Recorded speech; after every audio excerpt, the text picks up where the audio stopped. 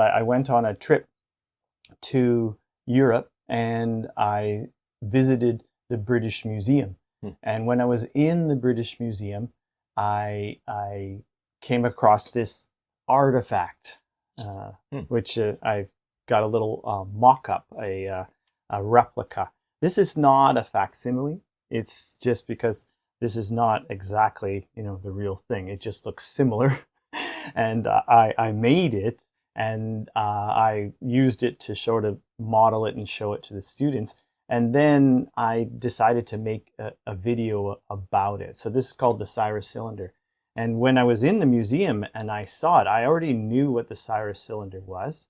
And I researched the history on it. And it's a fascinating artifact.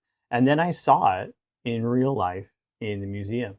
And I tell you, it was a very strange experience. It was like meeting a Hollywood star or something like that. That sort of like strange starstruck moment that you have.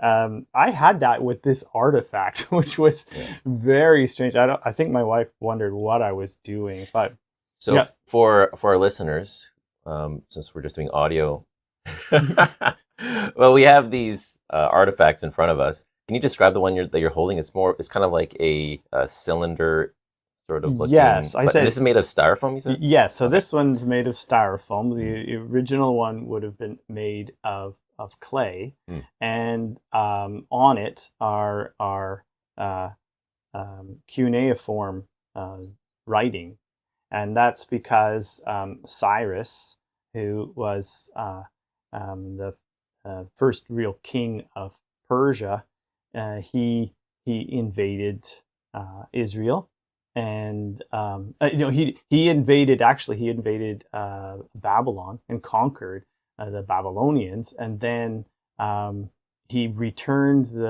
the Hebrew slaves. So the Hebrews had been taken from Israel. They were conquered by Nebuchadnezzar 70 years previous to this, and they had been taken into captivity.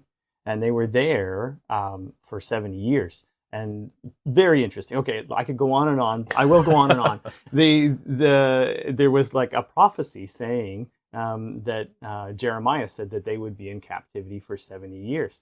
And then there was also a mention directly of the name Cyrus, saying that he would free them. And then sure enough, I mean, like Cyrus, it's more than one Cyrus, but the Cyrus that would free them was like 7 years later. He did that. He freed them so that they could return back to Israel.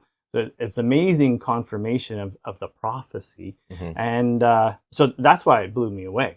And then the fact that, okay, you have a prophecy, but how do we know any of this happened? Well, on the artifact made by Cyrus himself, he writes about freeing the many different nations that were under the Babylonians, that they were freeing them so that they could return back to their homelands and so that they could go to their places of worship and pray for him.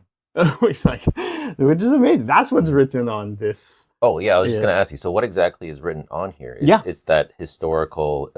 these events, right? And he speaks in the first person. I, Cyrus, release these people. So, yeah, which is so amazing that he would talk in the first person, and that connection to the Bible story and real history. It was like, whoa, this is not made up. This really happened. So that blew me away. But I knew that the research, but then actually seeing it in person blew me away. So I wanted the students to sort of have that experience. So I made the artifact as close as I could, and then I would show it to the students and talk about it.